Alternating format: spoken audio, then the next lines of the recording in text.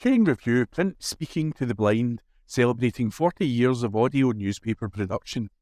Welcome to this week's edition of the Glasgow Times podcast, recorded at the Bishop Briggs Media Centre by our amazing volunteers. You can get in touch with us via Facebook, Twitter or Instagram using @QNReview. That is @CUEANDREVIEW. You can also contact us directly by emailing information@QNreview.com. That is INFORMATION@CUEANDREVIEW.com, or by calling 0141 772 3976. That's 0141 772 3976. From the Glasgow Times, Tuesday the 27th of June, from the news section. Bandstand to be removed after being set ablaze. This article is unattributed. A bandstand will be removed from a park after it was set alight by vandals. Police were called to Overton Park in Rutherglen at around 12:40am on June the 1st, following a report of a fire at the park's bandstand. Cops previously said the fire has been treated as willful and they were investigating the incident. Now the council has confirmed that it has been told by contractors that the bandstand is unsafe due to fire damage. The council said it will be dismantled and removed while it looks into restoring it. In a post shared on Facebook, South Lanarkshire Council wrote, "We have been advised by our contractors that the Overton Park bandstand is unsafe following fire damage. The bandstand will now be carefully dismantled and removed from its current position whilst consideration is given to restoration works." A Police Scotland spokesperson said, "We received a report of a fire at Overton Park, Rutherglen, around 12:40am on June the 1st. The fire has been treated as willful and inquiries are ongoing." And the article was unattributed. From the Glasgow Times, Thursday the 27th of June, from the news section. Blinds firm with city showroom closes up. Report by Ava White. A blinds and shutter firm which had a showroom in Glasgow's East End has ceased trading. Zone at Home published a statement on its website confirming that its stores in Glasgow City Park Industrial Estate and Wishaw are now closed. Customers are being advised any outstanding orders will not be completed. The statement from the company goes on to add that steps are currently being taken to appoint a liquidator and customers will be contacted in due course. It reads, "We regret to advise you that Zone at Home Limited has ceased trading. Our stores in Wishaw and Glasgow are now closed. Unfortunately, any outstanding orders, fittings or repairs will not be completed or fulfilled. Steps are currently being taken to appoint a liquidator to deal with the winding up of the company. Customers/creditors will therefore be contacted by the liquidator in due course. We offer our sincere apologies for any inconvenience this may cause." According to the UK Government's Companies House website, the Wishaw-based firm was registered as a private limited company on April 3rd, 2020 by Edwin Lindsay. Mr. Lindsay served as company director for more than 4 years, resigning on June the 16th this year. Craig Dunlop was also appointed as director of the firm on April the 6th, 2022. Mr. Dunlop is still listed on the Companies House website as director. In March 2022, we reported that Glasgow firm City Blinds and Shutters, which Mr. Dunlop was the manager of alongside Daniel Ferry, had ceased trading as a result of the coronavirus lockdown. More than 60 employees at the blinds company lost their jobs. Bosses pinned the blame on the disgusting lack of clarity over government measures to save jobs during the pandemic. At the time, following the latest government advice on social distancing, the firm stopped visiting people's homes to measure, sell and fit blinds, meaning it was unable to generate income. It also closed down its showroom and attempted to put staff on furlough through the Business Interruption 80% Guarantee Loan Scheme. But it said its application to Lloyds Banking Group for the loan scheme was declined.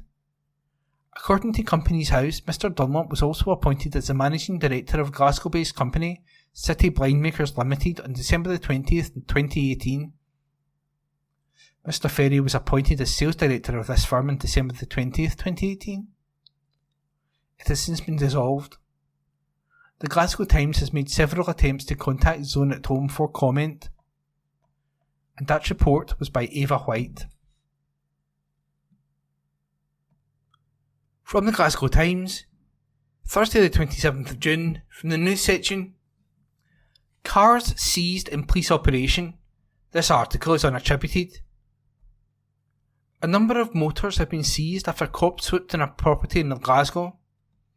Police say they executed a search warrant at a commercial premises on Cumberland Street.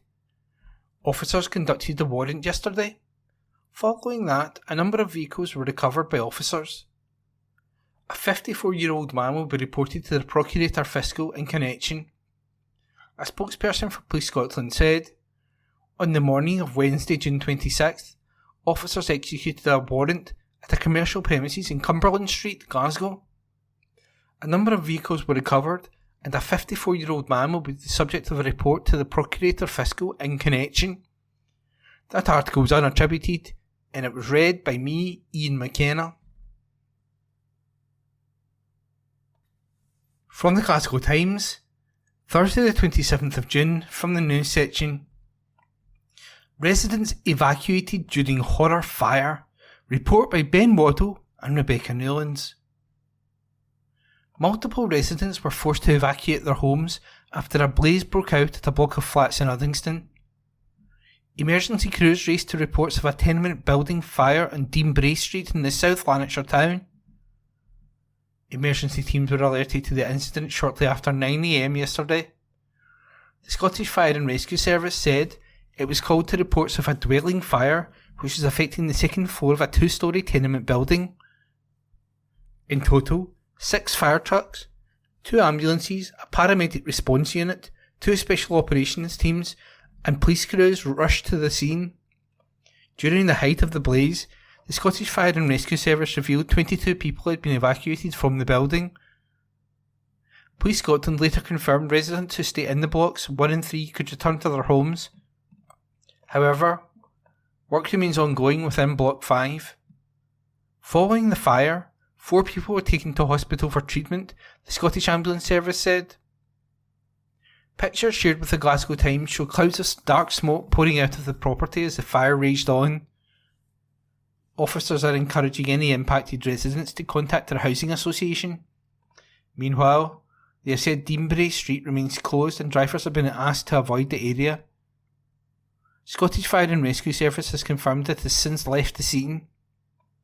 A spokesperson for them said, "We were alerted at 8:53 a.m. on June the 26th to reports of a dwelling fire at Deanbury Street, Uddingston. Operations Control mobilised 4 fire appliances and a height appliance, where crews extinguished a fire affecting a property on the second floor of a 2-storey tenement building. Crews safely evacuated 22 people from the building. 4 casualties were passed into the care of the SCS and transferred to University Hospital Monklands. Crews are left after ensuring the area was made safe." Meanwhile, an SCS spokesperson said, "We received a call at 9:07 a.m. to attend an incident on Deanbury Street, Uddingston, Glasgow. 2 ambulances, a paramedic response unit and 2 special operation response teams were dispatched to the scene. 4 patients were transferred to University Hospital, Monklands." In the latest update from Police Scotland, a spokesperson said, "Officers are continuing to assist the Scottish Fire and Rescue Service colleagues at the scene of a fire in Deanbury Street, Uddingston, which was reported around 9:15 a.m. Residents who stay in blocks 1 and 3 are now able to return to their homes. Work remains ongoing within Block 5. South Lanarkshire Council said it is continuing to offer support, primarily through social work services, to help those impacted by the fire. From the Glasgow Times, Thursday the 27th of June, from the news section. What Swinney said when we told him odds of SNP win? Report by Stuart Patterson. John Swinney said it was jaw-dropping that a politician would bet on politics with insider knowledge. During a visit to Drumchapel Park in Glasgow West, the First Minister said it was a moral issue. He spoke about the betting scandal where Tory and Labour figures are under investigation for placing bets on the date of the general election. He said he did not think he had ever placed a bet in his life, unless perhaps a charity thing. The First Minister said, "I certainly haven't placed any bets in an election campaign, and there's something about the whole thing where my jaw drops, to be honest." He drew parallels with footballers being barred from betting in football. He added, "There's a kind of moral question here." He said politicians have inside knowledge about politics that the public doesn't have. Swinney said, "I wouldn't dream of saying that I must go down to the bookies." When told that Labour are currently 1-8 with the bookies to win Glasgow West, with the SNP at 5-1, the First Minister said he wasn't tempted. He said that was interesting and thanked the Glasgow Times for its gambling information, but said some might disapprove. He added, "I'm going to resist the temptation to engage in your invitation to behave badly, and we'll leave it at that." Swinney said people in Glasgow need to elect SNP MPs to rail against continued austerity under a Labour UK government. The First Minister was with Glasgow West candidate Carol Monaghan, speaking to young people from the G15 Youth Project with just a week to go until the general election. He said people in the area need more resources directed to public services. He gave a damning verdict on Labour spending plans and said there will need to be pressure applied to force Keir Starmer to take a different course to the Tories. Swinney said, "I think what people in this community need is greater investment in their public services, and they need greater support in addressing the cost of living, which is directly related to the prevalence of child poverty in this community." Asked why they should elect Monaghan as MP, he said, "Why they need to elect the SNP MP is that SNP MPs will rail against the continuation of austerity, and the Labour Party need to be pressurised to take a different stance on public expenditure." The IFS analysis of the Labour manifesto is devastating, utterly devastating. It's a wake-up call to everybody about what lies ahead for the public services. He added that public finances in Scotland are far more challenging now than when he was in government previously in charge of finance. Swinney said, "I spent 10 years as Finance Minister where I was thinking it was tough. It is nothing compared to what I'm wrestling with just now as First Minister on the public finances and on the public services." He said none of the essential services can take more cuts, and any idea that they can is a fallacy. He added, "We've already got enormous pressure on our health service, which is a protected area of public serving, and the Scottish Government is substantially increasing health expenditure, and then we've got these unprotected areas where the pressure is intense. So that's why we need to have strong SNP voices in there."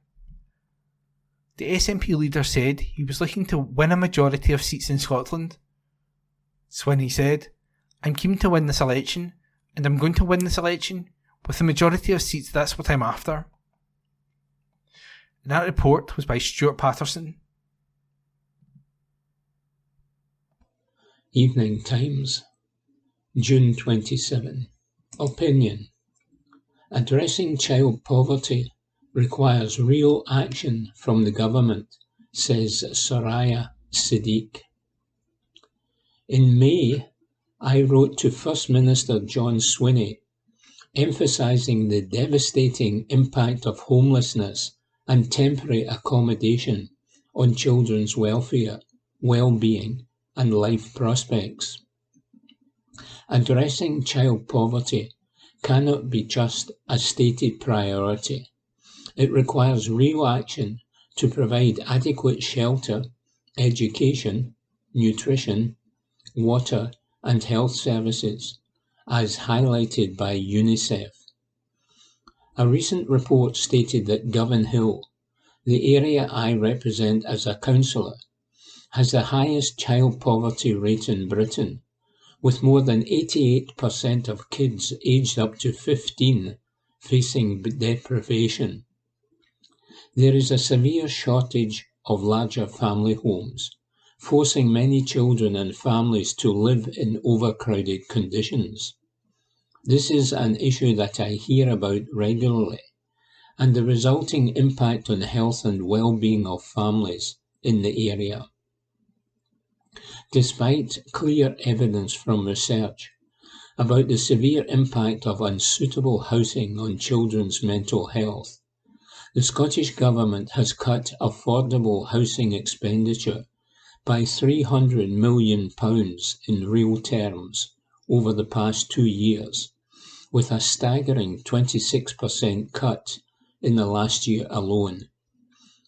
This has led to a 20% decrease in affordable homes and left almost 250,000 people languishing on social housing waiting lists in Scotland.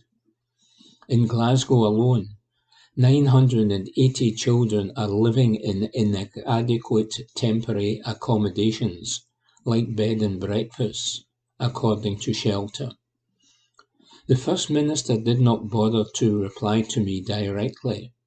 Instead, I got a letter from the Housing Minister repeating the SNP line, "It's Westminster's fault." Rather than tackling these urgent issues, the First Minister and his team deflect blame onto Westminster. Meanwhile, they failed to spend £130 million from last year's capital budget, a staggering oversight in a declared housing emergency. As Aditi Jehangir of Living Rent said, "It is beyond belief that they have declared a housing emergency whilst underspending money that could have gone straight into combating the crisis." A few weeks ago, the Scottish Federation of Housing Associations held an election debate in Glasgow. All main political parties attended except the SNP and Scottish Greens. This was a chance for them to discuss their record and present housing solutions. Their empty chairs spoke volumes about their priorities, and action like this shows how little it seems to matter to them. I represented Scottish Labour, proud of our efforts to declare a housing emergency. At Glasgow City Council, we have presented motions including potential housing solutions. We know the chaos under Liz Truss's Conservatives caused soaring mortgage rates and an unstable housing market, the impacts of which are still felt today. Their reckless policies have made it increasingly difficult for families to secure stable, affordable housing. Hope could have been with the Scottish Greens, but they have lost focus in Parliament. Their fixation on broader political goals and internal leadership issues have hindered action on urgent housing needs, leaving more Scots without a place to call home. The SNP preferred to play the broken record of blaming Westminster, focusing on independence over addressing Scotland's pressing issues, especially housing. Empty rhetoric does not give children homes. In contrast, Labour offer a clear alternative, prioritising real solutions over empty talk.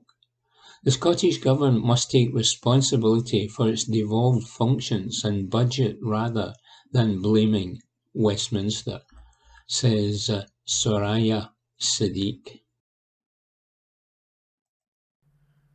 From the Glasgow Times, Friday the 28th of June, from the news section, Judge hails family of teen killed as driver sentenced. Report by James Mulholland. A judge has hailed the compassion of a family who urged her not to jail a driver whose actions caused the death of their son. Lady Poole paid tribute to Jay Morrison's relatives moments before she told Bill Mackenzie, 21, he wouldn't go to prison for his actions on September the 27th, 2021. The High Court in Glasgow had heard how Mr Morrison, from Barrhead, was just 19 when he lost his life in Nits Hill, Glasgow. He died after his Vauxhall Corsa spun out of control before smashing into a lamppost. The tragedy happened because of how Mackenzie, also from Barrhead, had been driving in the moments leading up to the smash. The accused's actions led him to pleading guilty to a charge of causing death by careless driving. Yesterday, Mackenzie appeared for sentencing before Lady Poole at the High Court in Edinburgh. She heard defence advocate Thomas Ross talk about his client's remorse and how Mr. Morrison's family didn't want to see him imprisoned. Lady Poole decided the best way to deal with Mackenzie was to order him to perform 300 hours of unpaid work in the community. She also ordered him to be supervised by the authorities for 12 months. Passing sentence, Lady Poole told Mackenzie, "Your actions on that day contributed to the death of J. Morrison. J. Morrison's death was, and still remains, a tragedy for his family. They are to be commended for the compassion they have shown you. They have shown grace by saying they do not want to see you imprisoned." At earlier proceedings, prosecutor Gavin Dewar said the impact of Mr. Morrison's death on his family was incalculable. However, he said Mr. Morrison's driving that night, undertaking Mackenzie at one stage, also fell below the standards to be expected.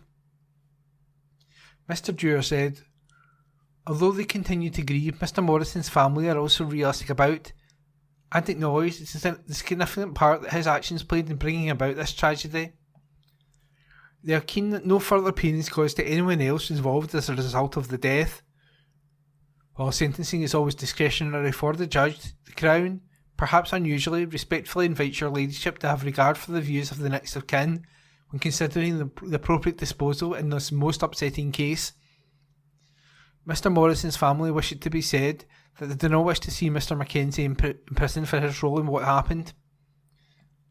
The incident which led to Mr. Morrison's death occurred on the A726 Nits Hill Road, near to Laverne Bridge Road. There were roadworks in the area at the time. Mr. Dewar told how both Mackenzie and Mr. Morrison, who had each relatively recently passed their driving tests, were initially in the same lane. The prosecutor added, "J. Morrison undertook Mackenzie. The dual level with each other was J. Morrison now in another lane. He was gesticulating at Mackenzie and his two passengers. Mackenzie accelerated to keep pace. The charge stated Mackenzie, who was also behind the wheel of a Vauxhall Corsa, drove in excess of the speed limit and in close proximity of Mr. Morrison. He then braked to allow Mr. Morrison to come back into the same lane and get by roadworks. But, seconds later, Mr. Morrison lost control, his car spun and initially hit the kerb. The vehicle then smacked into a bus stop, ploughed into a grass verge and collided with a lamppost, which fell on the roof of the Corsa. One of Mackenzie's passengers dialed 999. Two police officers arrived and helped Mr. Morrison get out of his car. They performed CPR until paramedics turned up. Mr. Morrison was then rushed to hospital, but died the next day due to a fatal head injury. The court heard the teenager was a much-loved son, brother and friend. Yesterday, Mr. Ross said the circumstances surrounding the death showed that his client could be spared prison. He said his client had displayed extreme remorse for his actions. Mr. Ross said Mackenzie assisted the police in the aftermath of the incident by confirming he was the driver of the car and providing relevant samples of breath. He also spoke of the extraordinary compassion of Mr. Morrison's family towards Mackenzie. Mr. Ross added, "They bear no ill will towards Mr. Mackenzie and have no wish to see him sent to prison." The advocate also said he had a good work record and a non-custodial sentence would help his rehabilitation. Mr. Ross added, "He is a good boy." Lady Poole told Mackenzie she was also going to ban him from driving for 5 years.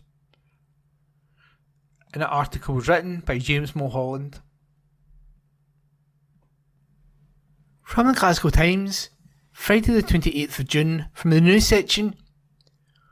Lollipop lady Helen retires after 40 years. Report by Emily Moore. A lollipop lady who has been working on the same street for 40 years says it's been an absolute pleasure as she retires from her post. Helen Barr, 83, has been stopping cars on the busy Kilbowie Road since 1984, safely guiding pupils to 4 local schools. Wednesday was her last day on the street and members of the community turned up to wish her farewell. Helen was notified in March that her position was going to be cut by West Dunbartonshire Council and she was offered redundancy. Having taken up the role to balance working and looking after her 4 children, Helen says she has fond memories of the job. She said, "I started this job when my kids started going to school so I could get all the school holidays off with them. Once they got older and they went off to high school, I could have got another job, but I spent 33 years at the youth hub in Kilbowie and I would use the school holidays to run the clubs. Every year I just stayed and then all of a sudden it's been 40 years. Helen says she has many happy memories and has felt overwhelmed by lots of well wishes.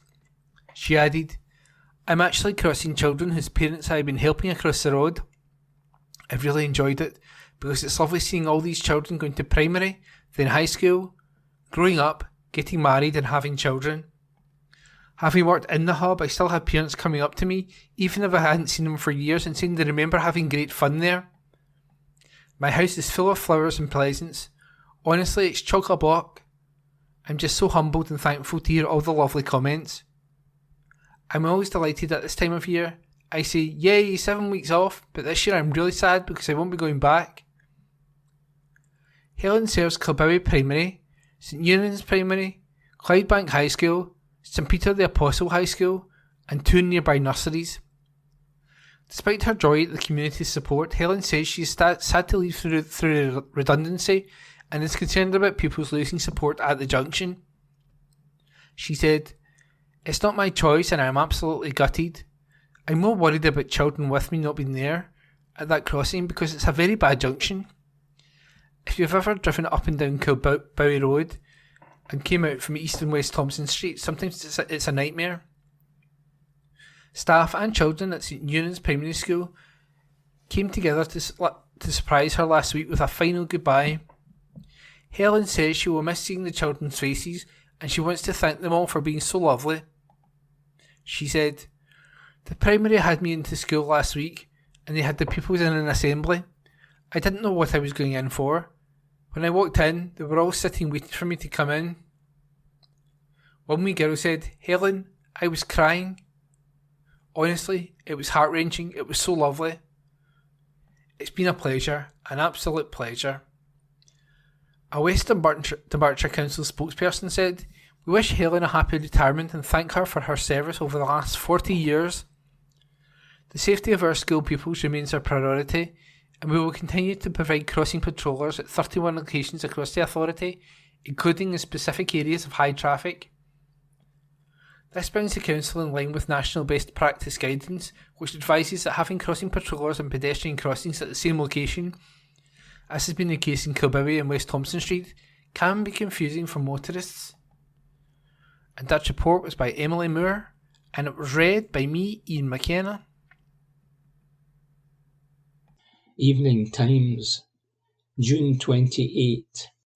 Opinion. Labour thinks they can oust SNP at Holyrood, but I'm not so sure, says Mark McGeegan.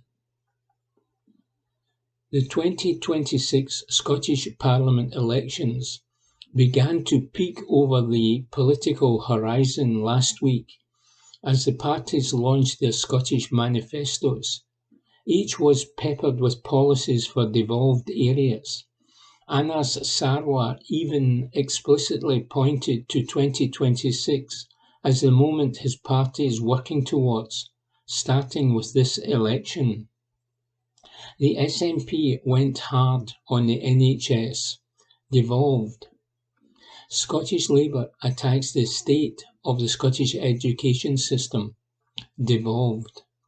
The Scottish Conservatives opened with a pledge to upgrade Scotland's road network, devolved. At this point, the outcome of the general election at a UK-wide level is a foregone conclusion. All that remains to be decided is the scale of Labour's victory. In Scotland, though, this election will set the board for 2026, and the parties still seek to influence how the pieces fall. From day one, Scottish Labour's campaign has been fought on 2 fronts, at once against the Conservative UK government and the SNP Scottish government. Their manifesto mentions the Conservatives 53 times and the SNP 40 times. Anas Sarwar has consistently deployed the refrain that Scotland is being failed by two bad governments. Their attacks on the Conservatives undoubtedly play into the electorate's determination to oust the Conservatives from government. Roughly as many pro-independence SNP voters are prioritising deposing the Conservatives as are prioritising maximising the number of pro-independence MPs Scotland sends to Westminster. This has benefited Scottish Labour enormously, winning disillusioned former Conservative voters and anti-Conservative pro-independence voters alike. According to the latest Survation poll for the Herald and Times and Ballot Box Scotland, a quarter of Labour's current voter coalition voted SNP in 2019 and would vote yes in an independence referendum. Just a third voted Labour in 2019. They appear to be drawing in a diverse voter coalition based on their prime positioning to oust the Conservatives. It is not so clear that their anti-SNP positioning is having a similar effect. The two parties were neck and neck on being the most trusted to improve healthcare and education in an Ipsos poll earlier this month, but the SNP narrowly led on being most trusted to improve the economy. In the same poll, John Swinney led when respondents were asked who would make the most capable First Minister, with 36% choosing him and 23% choosing Anas Sarwar. And 20% of those who told Ipsos they would vote Labour in this election thought Mr Swinney would make a better First Minister than Mr Sarwar. And a full third of Scottish Labour's voters in that poll told Ipsos they were voting Labour tactically, not because Scottish Labour is the party they most prefer. With the SNP, Scottish Labour still have a serious fight on their hands. It is not at all clear what the results of next week's election will be in Scotland, but a scenario in which Scottish Labour wins more seats than the SNP is the most likely right now, and the immediate question for them will be how to build on that win. What is clear is that converting victory next week into victory in 2016 is going to require much more than attacking the SNP's record. That is not to say that they should stop attacking the SNP's record, but such attacks will not be enough. The 2026 election will not be driven by the same imperatives as the election next week. While dissatisfied with its lack of delivery on their priorities, voters do not rate the Scottish Government nearly as badly as the UK Government, nor do they rate the SNP nearly as badly as the Conservatives. There is not an overwhelming desire to get rid of the SNP government that there is to get rid of the Conservative government, especially not among the pro-independence 2019 SNP voters who will vote Labour next week, many for tactical reasons and despite preferring John Swinney and the SNP at Holyrood. The big risk for Scottish Labour is that they forget that around a quarter of their votes are lending them their votes to get the Conservatives out, not because they prefer Scottish Labour over the alternatives. In total, we are talking about around a tenth of the electorate. If even half of them swing back to the SNP, Scottish Labour can say goodbye to the prospect of winning power in Edinburgh. So how to hold on to these voters? The answer is singular: deliver quickly. Labour will want 2026 to be a competitive and competence election, much like this one. But it will not be one that Labour can expect to win by default, as the repository of enormous discontent and disillusionment. Instead, they must use the 22 months they will have in office before the 2026 Scottish Parliament elections to prove to Scottish voters that the party can be trusted to improve public services and strengthen the economy. This will not be easy. Economic growth takes years for government policy to cultivate, and Labour's cautious approach to fiscal policy means improvements to public services will not happen overnight. But they must chalk up some wins that have a visible influence in Scotland in time to establish Labour's positive influence in the Scottish political imagination before 2026. Labour will only win in 2026 if they can juxtapose a tired and frustrating SNP with a dynamic and proactive Labour Party. If they disappoint, not only will they find pro-independence voters draining away, but they may also find space opening up for independence to reassert itself on the political agenda as voters cast around for change. A disappointing Labour government with the Conservatives, the only alternative within the UK, will not endear the Union to voters. At that point, they will not find themselves back at square one. Their gains from out with the pool of former SNP voters will likely bed in, and they will become the main beneficiary of Unionist tactical voting.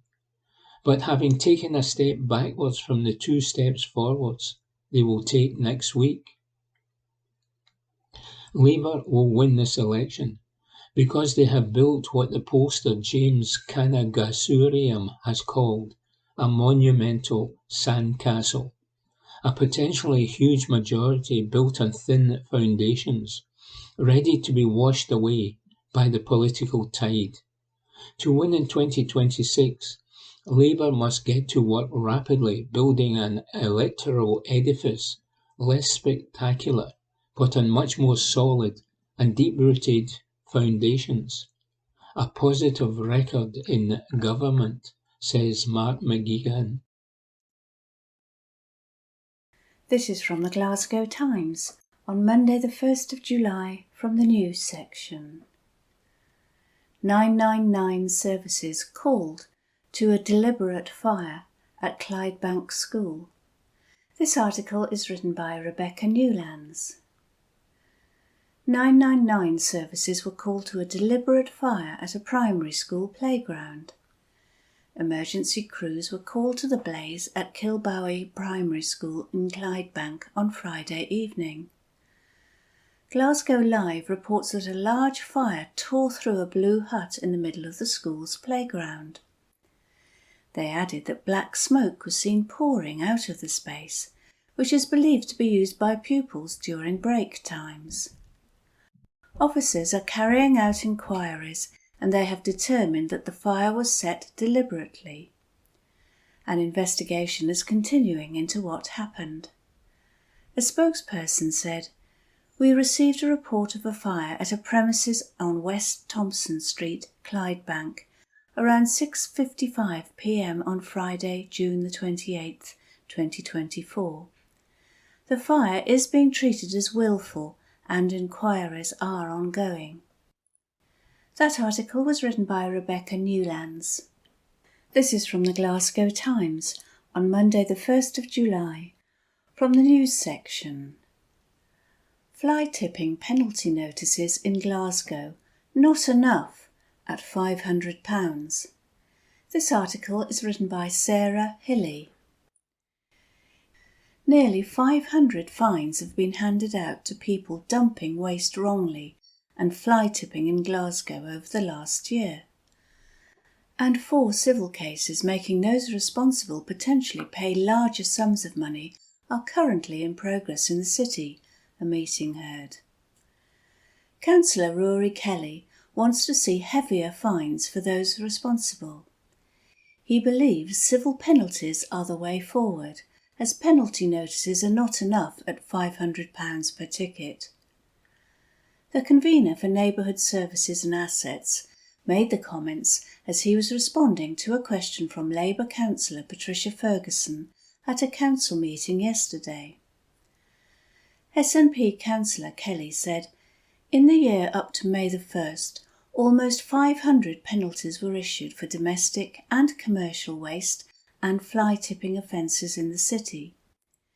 He said officers identify and target hotspots and officials work with housing providers, the police, charities and residents through weeks of action. He said, "We would encourage residents to report any incidents of illegal dumping that they witness. This is often vital in targeting those responsible. Crucially, engagement routinely takes place with SEPA and Police Scotland in dealing with certain aspects of fly tipping where organised crime is a factor." Civil penalties for fly tipping, recently introduced by SEPA, can be of higher monetary values than the criminal £500 fixed penalty notices issued by the council. 4 such cases are processing with SEPA for fly tipping in the city. This work is at an early stage, but it is a promising additional means of dealing with more serious causes of fly tipping. Councillor Ferguson said there still seems to be a large number of hotspots, certainly in my ward and elsewhere, which would suggest that we are not quite on top of that particular issue yet. She added, "The fly tipping that occurs becomes a real blight on an area and can really affect the way in which people live their lives. I would be grateful if more attention was given to areas which are known to be hotspots and to try and eradicate that particular problem once and for all." Responding, Councillor Kelly said, "I would 100% agree it is a huge problem across the city. It is one of the most frustrating problems as it does cause a massive impact on the communities." He pointed out how when council teams crack down on fly tipping hotspots, criminal gangs responsible for most of the issues then find somewhere else. He said, "It just moves to another place. We are almost chasing our tails." He is calling for stronger sanctions and has raised the issue with the Scottish Government. He continued, "I would be happy to see the vehicles crushed of those who are caught fly tipping in our city." That article was written by Sarah Hilly. This is from the Glasgow Times on Monday the 1st of July, from the news section. Meet the 10-year-old who has earned extremely rare 57 cub badges. This article is written by Sandhya Suresh. A Cub Scout has collected every badge available and has so many that they do not fit on his uniform. 10-year-old Kyle Deans, a member of the Johnston 2nd Ford Bank in Johnstone, has been described as a natural leader. On June the 20th, the pupil at Ford Bank Primary School was awarded the Chief Scout Silver Award, the last badge needed for his impressive collection of 57. This haul includes all 7 challenge badges, 10 staged badges, the Scottish Cub Thistle badge, a Joining In badge, and all 37 activity badges, demonstrating a range of skills from animal carer to martial arts and world faiths. Kyle said, "I am very proud to have achieved all my cub badges over the last 3 years. It was actually much easier than when I earned my beaver ones because that was done through the COVID lockdown. My favourite part has been working on my equestrian badge and my time on the water badge. I love paddleboarding and kayaking." Alison Kennedy, a leader at Ford Bank Cub, said, "We are so proud of Kyle. To achieve every single badge is a superb achievement, but it tells you exactly what kind of young person Kyle is. He is also very encouraging to other cubs. We were at a high ropes course and one of the other cubs was nervous to go down the zip line. Kyle, from a significant distance, started chanting the cub's name. Within seconds the whole pack was chanting along with him. Our nervous cub managed to overcome their fear, much to the delight and celebration of the pack. Kyle, a senior sixer at Fordbank, also advises and supports other sixers with their leadership development, and has taken it upon himself to raise funds for the Scout group. He generated £95 at a gala by running his own activity and sold handmade paracord keychains and bracelets at Christmas fairs. Alison added, Kyle has been horse riding, stand-up paddleboarding and kayaking as part of his badge work. All these activities were open to him through Cubs, and he has had a ball doing them all. Ian Hunter, lead volunteer for Scouting in the West Region, which covers Renfrewshire, said, What an incredible young man Kyle is! It is extremely rare for someone to gain every single badge, and shows just how dedicated he is to learning new skills and doing his best. It's a fantastic achievement. That article was written by Sandhya Suresh. This is from the Glasgow Times on Monday the 1st of July from the news section. South Lanarkshire Council to charge for garden waste collection. This article is written by Shannon Milmean. South Lanarkshire Council will introduce a charge to uplift garden waste. Councillors at the Executive Committee meeting on June the 27th approved the plans, which will mean residents will have to pay £45 per year to have their garden waste uplifted. The move was met with some criticism from Councillor Ian McCallan, Clydesdale East, who was against introducing the charge. He said, We move against the recommendation for a charge because it is completely unacceptable to introduce additional charges to the public during a cost of living crisis, and we all know the Scottish Government will make garden waste collection management legislation in the near future, so why not wait until the legislation is introduced?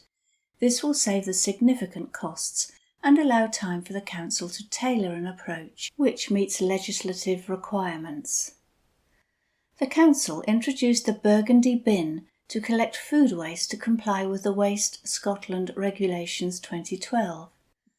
Those regulations placed a statutory obligation on local authorities in Scotland to provide householders with a separate food waste collection service.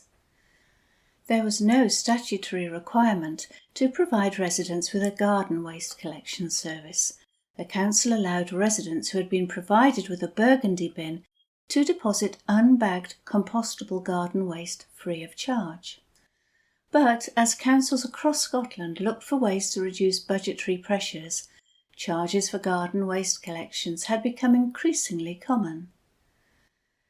Currently in Scotland, 6 councils do not provide a curbside garden waste collection service for residents. 21 councils operate a chargeable garden waste permit scheme, and 5 councils, including South Lanarkshire, provide the service free of charge. The Council will now follow suit and, like the 21 other local authorities in Scotland, will implement a charge to recover some of the costs associated with providing the service. Around 110,000 households in South Lanarkshire have been provided with a Burgundy bin to present, which includes food and garden waste. Residents in flatted properties with no gardens have communal food-only Burgundy bins, and around 5,000 rural properties, mainly in Clydesdale, were not provided with a Burgundy bin and were unable to present food or garden waste separately at the curbside. The new plans will mean that residents who wish to have garden waste uplifted will pay £45 per year for their Burgundy bin to be collected every 2 weeks in the financial year. This excludes a 2-week period over Christmas and New Year. Residents who use the Burgundy bin solely for food waste will not require a permit. Unlike the current food and garden waste collection service, the permit scheme would be available to residents in rural Clydesdale. The cost of the permit would include the cost of providing the Burgundy bin as well as a food waste caddy. The establishment of this service would allow those residents in rural Clydesdale not currently on the service to opt to receive a burgundy bin and caddy for food waste only. The service is planned to commence from April 1st, 2025. The Scottish Government is currently considering proposals to make garden waste collections mandatory. If that is implemented, South Lanarkshire Council will no longer be able to charge for the collection service. That article was written by Shannon Milmeen. This is from the Glasgow Times on Monday the 1st of July. From the news section. South Lanarkshire students trained to support mental health. This article is written by Sandhya Suresh. More than 150 young people in schools across South Lanarkshire are now skilled to support their peers' mental health. A total of 151 students from 12 schools took part in the Peer Supporters Training Programme by Scottish Action for Mental Health, SAMH. The training gives thousands of students from across the region the option to seek support from a peer when they are experiencing mental health problems or low well-being. The scheme includes 8 hours of training for S3 and S4 pupils, focusing on mental health peer support and prioritising early intervention and prevention.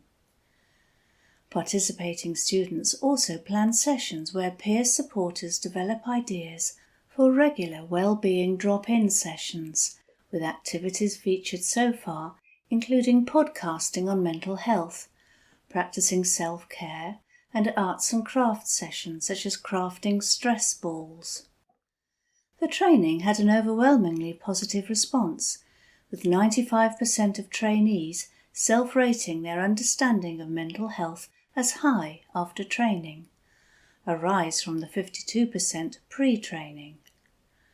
Calderside Academy in Blantyre, where 16 students took part in the training, now offers weekly drop-ins, focusing on small activities for maintaining mental well-being.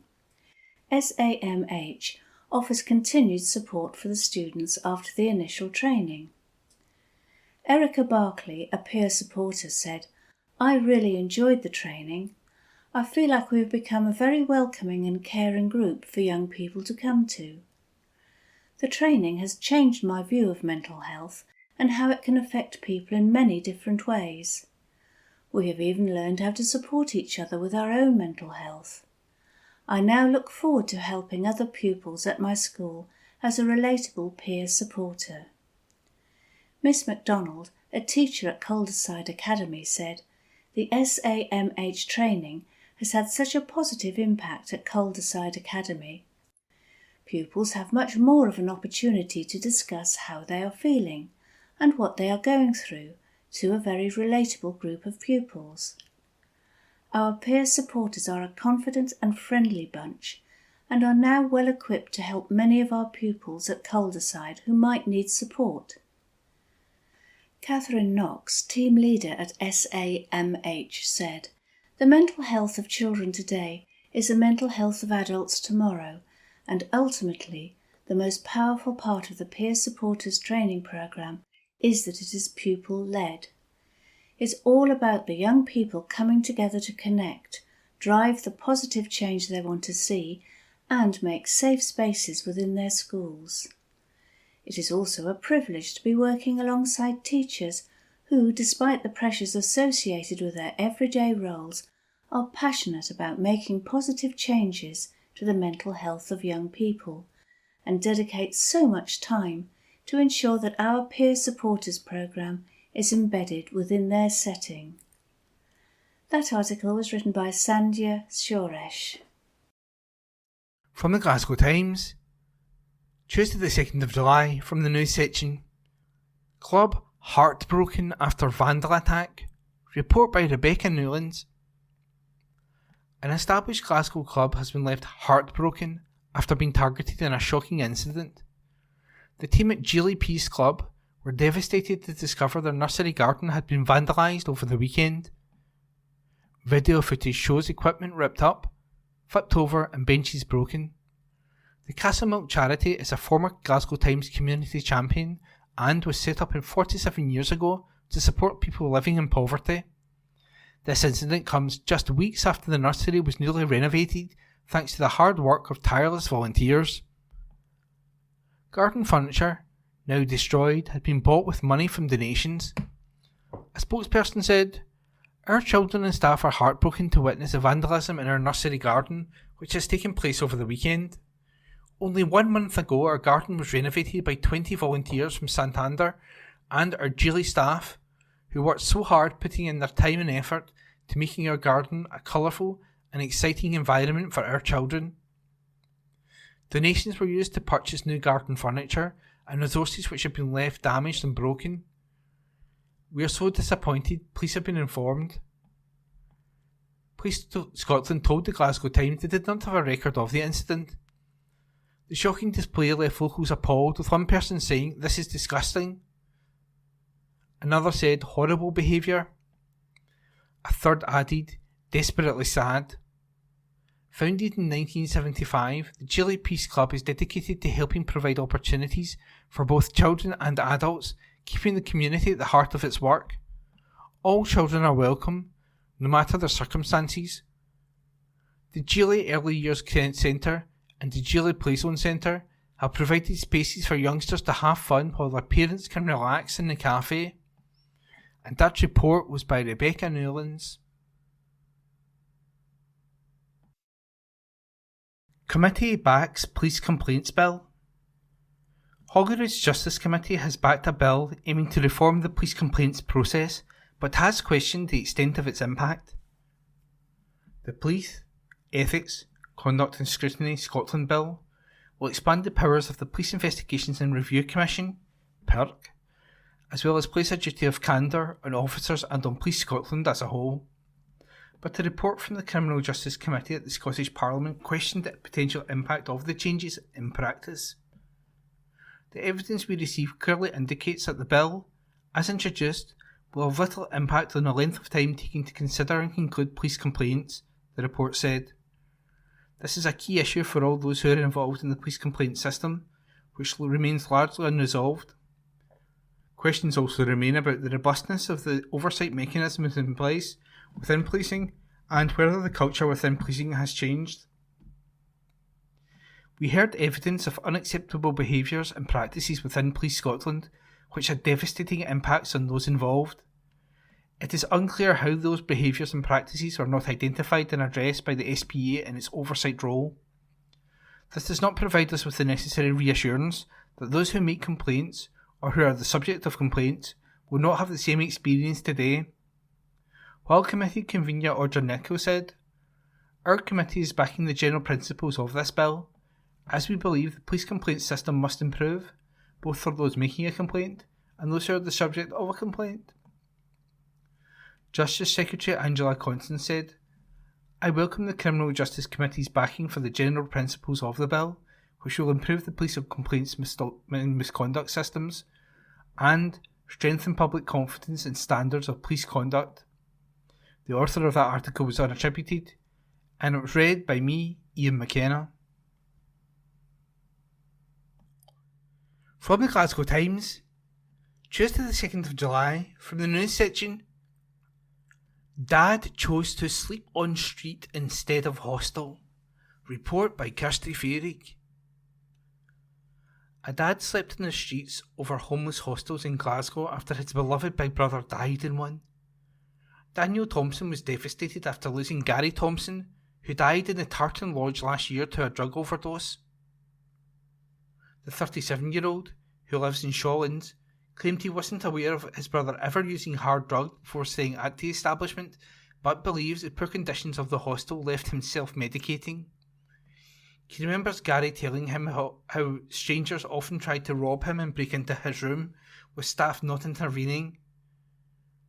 Daniel then vowed to never stay in Glasgow's homeless accommodation, and instead took his chance on the streets for 8 months before getting housing. He explained, "My brother was not looked after at all while staying in the homeless hostel. He said it was a hellhole. I was never aware of him touching hard drugs before he stayed there, but after 2 weeks in there, things changed. He told me there were drugs everywhere inside the place, which the staff didn't do enough to stop. The staff weren't even nice to us after he died, and we tried to find out what happened. There were also people constantly trying to get into his room to steal his money and clothes. It wasn't a nice place at all. He also said there were horrible noises coming from other rooms and at night that he had to listen to. I would never stay there. It is a nightmare. When I was homeless, I slept in the streets instead of ever going to Glasgow's homeless accommodations. It is awful. Daniel became homeless after going through a breakup with his partner last year and was forced to give up his job as a cook to get a higher place on the housing wait list. We previously reported how he was left in despair after being offered a home, only for it to take months to become ready to move into. He slept on the street in winter while waiting for the keys to the housing association flat. Now he has finally got his own place. He is speaking to the Glasgow Times as part of our End the Homeless Hotel Shame campaign with Govan Law Centre. We are calling for a rigorous inspection regime to force owners to improve the conditions of these hotels and hostels. The campaign also wants the Scottish Government to provide funding to ensure there is enough social housing, and the UK Government to compensate Glasgow for the high number of asylum seekers and refugees who end up homeless. The Glasgow Times attempted to contact the Tartan Lodge Hotel for comment, and that article was written by Kirsty Feerick. From the Glasgow Times, Tuesday the 2nd of July, from the news section. Family in plea after man fails to return from holiday. Report by Nicole Mitchell. A family from Glasgow have launched an urgent missing person appeal after a man failed to return home from holiday. Sam Kennedy was due to fly from Krakow, Poland, to Glasgow on Thursday, June the 27th, but his family have not heard from him since. His sister Robin has now issued an urgent appeal for help on social media and is asking anyone with information on Sam's whereabouts to get in touch. A post shared on community Facebook page, No One Seems to Care, said, Sam is missing. He's from Glasgow and should have returned home on Thursday. His family are understandably worried about him. It continued, This is my brother Sam. He was supposed to have returned home from Poland, Krakow, on Thursday night, but me and my family have not heard from him. If anyone knows any information that could help us find him, please let us know and please share this post so we can reach as many people as possible. Any help is usually appreciated by me and my family. Thank you. An FCDO spokesperson said, We are supporting the family of a British national missing in Poland. Police Scotland is also aware and is liaising with the relevant authorities. And that article was written by Nicole Mitchell. From the Glasgow Times, Tuesday the 2nd of July, from the news section, Haul of drugs, firearm and ammunition seized. This article is unattributed. Drugs worth thousands and a firearm were found during a raid in Glasgow. Officers searched addresses in Lendal Place in the Cessnock area and in Bankhall Street near Govanhill on Friday, June 28th. There they recovered various Class A and B drugs, including cocaine and cannabis. Cops estimate the haul to have an estimated street value of £290,000. A firearm, ammunition and a 5-figure sum of cash were also recovered. 2 men, aged 19 and 34, have been arrested and charged in connection. Both were expected to appear at Glasgow Sheriff Court yesterday. The force is urging anyone who may have information about drugs in their community to get in touch. Detective Sergeant James Kidd said, Police Scotland is committed to removing illegal substances from our communities and will take all measures to disrupt those involved. This arrest underlines our commitment to the Serious Organised Crime Task Force and the country's Serious Organised Crime Strategy. Anyone with concerns about drugs in their community can contact us via 101 or calling Crime Stoppers anonymously on 0800 555 111. And that article was unattributed. From the Glasgow Times, Tuesday the 2nd of July, from the news section, man is jailed over brutal street attack. Report by Connor Gordon and Grant McCabe. A thug who killed a stranger following a trivial comment before going to a party was jailed yesterday for 7.5 years. Robert Gregg, 32, was part of a savage attack on Craig Watson, 39, in Denniston in the early hours of April the 17th, 2022. Gregg booted the father of two to the head, from which he never recovered.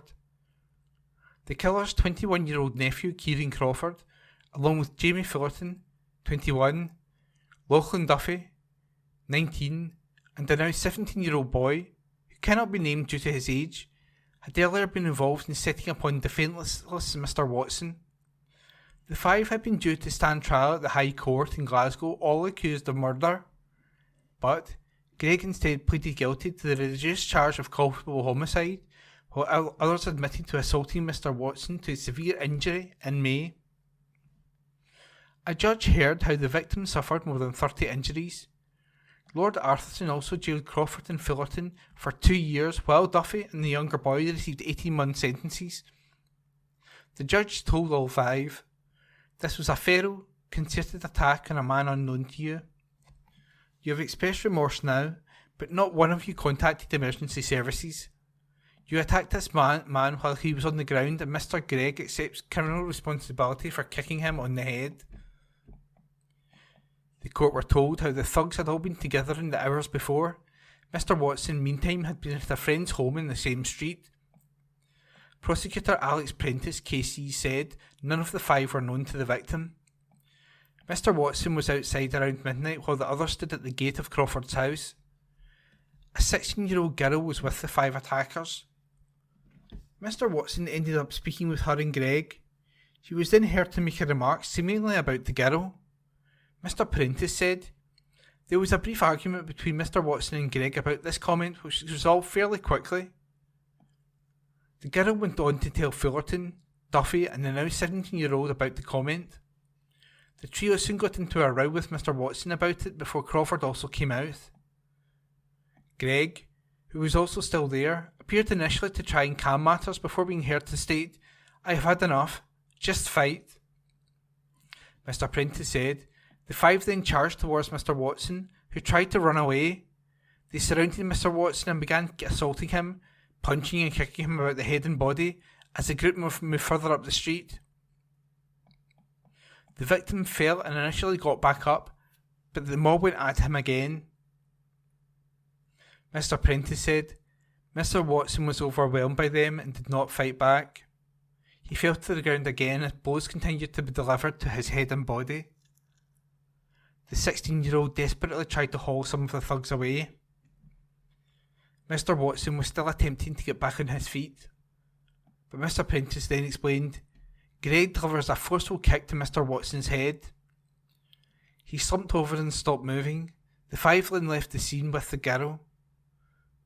Members of Mr. Watson's family were at the hearing, and a number left the courtroom distressed on hearing this before returning. A resident discovered the dad lying motionless in the street. Paramedics went on to try and save him, but he never recovered. The court heard he had a total of 36 external injuries, including a bruise to his face consistent with the imprint of a sole of a shoe. Mr. Watson had an enlarged heart for his age and size, which could have caused serious health complications. Mr. Prentice said the risk of death would be increased at times of physical or psychological stress and or the use of stimulant drugs.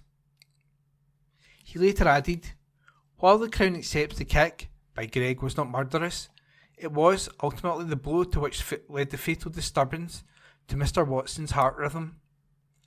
After the attack, Gregg and Duffy made their way to a birthday party. It was during that Duffy called two friends boasting how he'd been fighting and that they had battered someone. In other texts, he confessed kicking Mr. Watson in the face. All five attackers were held on April the 20th, 2022 during the then murder probe. Brian McConaughey, KC, defending Gregg, told the sentencing that the comment was the catalyst for the offence. He added he was trying to calm down the situation, but then involved himself in it, and by his plea of guilty he accepts responsibility. Ian Duguid Casey, defending Crawford, stated that his client thought his friends were involved and he went outside. The advocate said, "I don't know if he intended to be involved the way he was." Gordon Jackson Casey, defending Fullerton, told the sentencing that his client showed genuine feelings and the case weighed heavily on him. John Scullion Casey, defending Duffy, stated that his consumption of alcohol provides an explanation for his impulsive behaviour. Ian McSporran Casey, defending the 17-year-old that tried to persuade the judge for a non-custodial disposal and cited the on-person sentencing guidelines. And that report was by Conor Gordon and Grant McCabe. From the Glasgow Times, Tuesday the 2nd of July, from the news section, new Chancellor at City University is revealed. Article written by Sandhya Suresh. A City University has revealed its new Chancellor after singer Annie Lennox stepped down from the role last year. Dr. Anne-Marie Imafidon, MBE, is set to become the Chancellor of Glasgow Caledonian University. The trailblazer in business, mathematics and technology will officially become the university's Chancellor today during the institution's summer graduation programme. She replaces the previous Chancellor, Dr. Annie Lennox, OBE, who stepped down last year, and will carry out formal duties, confer degrees on students and promote the university's vision. She said, "To be welcomed to an institution that stands for the common good is one of the greatest honours of my life. I've always loved spending time in Glasgow and look forward to representing Glasgow Caledonian University as it enters a new era. Here's to the common good and to being an ambassador for great ambitions, transformational education and high-impact research."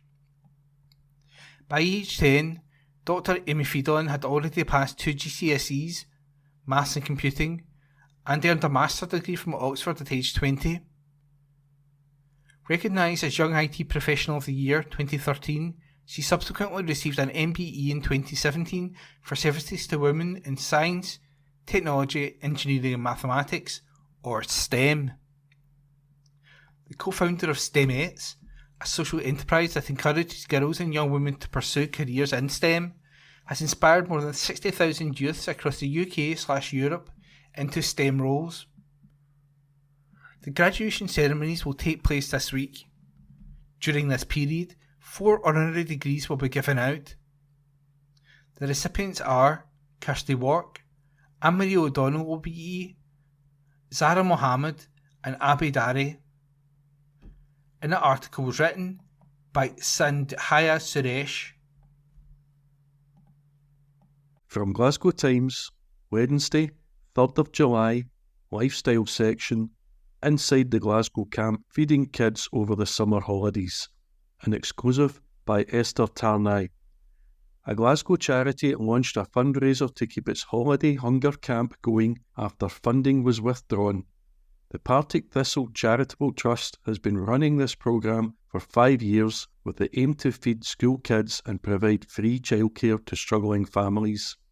This year, however, Glasgow City Council decided not to award the group the money to run their summer event, leaving them to turn to the community for help via a Just Giving page. Fraser Cromer, CEO, said, "It's really horrible that for a lot of these kids that come along, the only nutritional meal they are getting is at this camp. Sometimes when they leave, the next meal they have is when they come back the next day. Without this funding that we have managed to secure, a lot of these children are falling through the cracks. 100 of them have fallen through the gap, and the worry is, where are they? Are they okay? And are they safe? Without us, families who are already in hardship face an even tighter situation." Despite being cash-strapped, the Trust launched the camp on Monday but could only take 60 children instead of the usual 150. Activities are taking place at Kelvin College, based in Springburn, which offers their campus for free. Despite these measures, the organisation is still in need of more funding to pay for meals and staff throughout the summer holiday. It is asking local residents and companies to donate and enable the 5-week programme to continue. Jamie Carmichael, head of programmes, said, "As far as issues go, you've got hungry children here who have been ridiculously affected by the cost of living crisis. There is not an issue that's more important right now. Whichever angle you are looking at it, families, kids, community benefit, free meals, holiday activity. In terms of a political, human and community angle, this should be the priority of what we need to do as Glasgow. It might look like there are other options on paper, but it doesn't work like that because they are all full. If somebody could come in and make it easier for us, it seems like a no-brainer for me." The CEO emphasised workers will work to secure the money by hook or by crook and use every penny donated to feed pupils. That article was an exclusive by Esther Tarnay from Glasgow Times, Wednesday, 3rd of July, Lifestyle section. It is emotional. Scottish music icon on her new album and tour, an exclusive by Anne Fotheringham. Horse MacDonald is on the phone and in a minor flat. "I'm speaking to you and trying to arrange a delivery of a batch of my new albums at the same time," she explains, slightly harassed. "The last time my CD arrived, I wasn't in, so they delivered it in a pallet and left it outside. I mean, I live on the 4th floor of a tenement, and I couldn't carry the pallet, obviously, so I had to go up and down the stairs a million times lugging these CDs. She breaks off with a laugh. "Oh, the fame, the glamour of it all," she says wryly. Horse, who lives in Fiddiston, is a Scottish musical icon whose albums have won worldwide acclaim. Since the early days of her career, touring with Tina Turner, B.B. King and Brian Ferry and appearing on the likes of The Tube, she has consistently dazzled audiences and critics alike with her beautiful songs, incredible voice and electric stagecraft. Even if she acknowledges huge commercial success has eluded her. "If I had a fiver for every time someone said, 'How come you're not playing Stadia?' she says with a grimace. I don't really know the answer to that. I would like to play to more people. I am not bitter about it. I have absolutely been bitter in the past about the misogyny, the homophobia, the heteronormativity, the whole 'why is it not me' thing." She pauses, "But some of that was me carrying that baggage. I am proud when I look back. I mean, me and Angela McCalladon, 2 women fronting a band in the 80s. You didn't do that, unless you were Strawberry Switchblade, but we were doing it." Horse and Angela wrote together for more than 15 years. Angela is one of Scotland's most unsung lyricists, says Horse. Her lyrics on those early songs, Careful, God's Home Movie, are to die for. I'd love her to be more recognised than she is. Horse's latest album, The Road Less Travelled, which she will be performing in full at gigs around the country this autumn, marks the end of her journey, she explains. It is emotional. It feels like a culmination and gathering up of so many years of my life, she says thoughtfully. Good years, difficult years, everything pulled together into these 12 songs. The title of the album comes from the Robert Frost poem, The Road Not Taken, in which the poet says, 2 roads diverged in a wood, and I took the one less travelled, and that has made all the difference. Horse grew up in Lanark in the 70s, where music was her escape from homophobic bullying. I've always taken the road less travelled, she says simply. This record is about being happy with where I am now. Sheer tenacity has got me here. It's been done on a shoestring most of the time, and I'm like the swan, always paddling frantically beneath the surface to stop me from going under, but I have done it. You see your peers and think, my God, you're bloody lucky, and then you talk to them and realise everyone is exactly the same. On a certain level, we are all struggling. She adds, I'm always very grateful people spend money to come to see me. I was in Lidl the other day and a woman came up to me, a bit starstruck, and asked, what are you doing here? Horse laughs. Like I don't do my shopping like everyone else, she adds. But some people have been following me for 35 years and I feel a real responsibility to them. And if I can brighten someone's day by just bumping into them in Liddell, that's a great thing. The autumn tour of The Road Less Travelled, which includes acoustic-y nights and some gigs with full band and strings, begins at Fret's Concerts in Strathaven on September the 20th and includes Beacon Arts in Greenock on September the 21st and gigs in Kirkcaldy, Dundee, Lanark, Perth, Aberdeen, Stirling and Edinburgh. I love these songs, so playing them live is going to be so exciting, she says.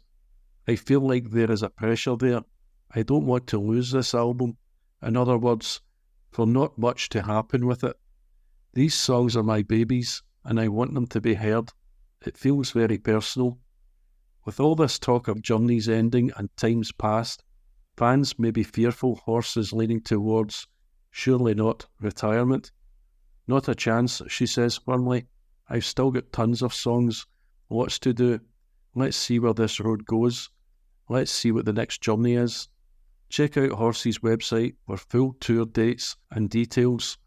The Road Less Travelled is out now on CD and vinyl. That article was an exclusive by Anne Fotheringham. From Glasgow Times, Wednesday, 3rd of July, Lifestyle section. Scots singer revealed as support for Stevie Nicks' Glasgow show by Ava White. The support act for Fleetwood Mac star Stevie Nicks' upcoming Glasgow show has been revealed. Gigs in Scotland announced the news on Facebook. Scots singer Nina Nesbitt will be opening for the iconic American singer-songwriter as she takes to the stage in the city this weekend. Nesbitt, who was born in Livingston, will support Nicks at the OVO Hideout on Saturday, July the 6th. Nicks is known for being part of the famous American rock band Fleetwood Mac, but also as a solo artist. The 75-year-old's hits include Stand Back, Talk to Me, Rooms on Fire, and many more. Tickets for her Glasgow show are still available. That article was by Ava White. From Glasgow Times, Wednesday, 3rd of July, Lifestyle section. West End Festival, which has ramped up from last year, set to return, by Bobby Angelov. The festival will be offering fun for all the family when it runs in the West End later this year. Big Feed in the Park, times Melting Pot, returns offering daytime family fun or late-night disco fever. The event will cover the September weekend of the 28th and 29th with a blend of food, drink, children's activities and mischief at the iconic Kelvin Way and Bandstand. Daytime sessions are slated from 11 a.m. to 4 p.m. on Saturday and Sunday, with evening entertainment starting from 5 p.m. on Saturday. Highlighting the family portion of the event are Rainbow Twisters and Dream Team Kids, who promise live performances, balloon twisting, interactive dance acts, guest performers, a kids' disco, and spray-on temporary tattoos. These activities have been rolled into the ticket price, ensuring families can fully enjoy without breaking the bank. The other half of the event is a gastronomic tour offering a wide selection of mouth-watering street food, a beautifully curated makers market, and an expansive choice of drinks. Joe Aitken of Big Feed said, "We are really excited to return to one of Scotland's most iconic venues. We are the first people to be allowed to use the Kelvin Way itself as a venue rather than just the bandstand." He further acknowledged the support of their partners. Joe believes this collaboration enables them to deliver high-quality events, entertainment and tantalising food and drink offerings to locals and visitors. Fellow Big Feed leader Jonathan Stipanovsky revealed a more expansive plan this time. Jonathan said, "We have ramped up everything from last year. It's all doubled up, so we have incredible traders and so much for the kids." The festival, initially launched last year, was an immense success. Thus, its return is eagerly anticipated and has already generated a significant buzz. Mark McKechnie of Melting Pot is thrilled by the prospect of this year's entertainment courtesy of Craig Charles. Mark said, Craig is the perfect artist to top the bill of our disco extravaganza, just the right mood. On the entertainment side, Caitlin of Dream Team Kids said, "We're super excited to bring our first ever live show to Big Feed in the Park." Sammy of Rainbow Twisters said, "It's great to be coming back for the second year running with even more fun for all." The Big Feed daytime session will run from 11 a.m. to 4 p.m. with a brief pause before the late night melting pot begins at 5 p.m. Daytime charges are £12 for adults, £8 for kids, or free for babes in arms, with the price inclusive of all the fun-filled activities. Meanwhile, the melting pot's Saturday night fun runs from 5 to 10 p.m, priced at £25, with the last entry at 7 p.m. That article was by Bobby Angelov. That concludes this week's edition of the Glasgow Times podcast. Please remember to subscribe to our channels at Tune Review and to tell your friends about our service.